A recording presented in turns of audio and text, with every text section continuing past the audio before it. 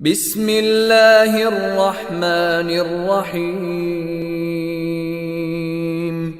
اقرأ باسم ربك الذي خلق خلق الإنسان من علق اقرأ وربك الأكرم الذي علم بالقلم علم الإنسان ما لم يعلم كلا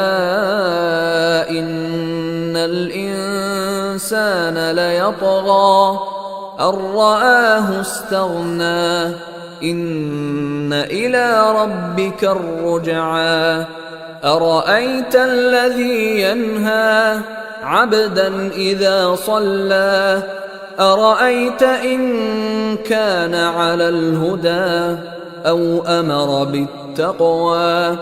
أرأيت إن كذب وتولى ألم يعلم بأن الله يرى كلا لئن لم ينته لنسفعا بالناصية ناصية كاذبة خاطئة فليدع ناديه سندع الزبانية كلا لا تطعه واسجد واقترب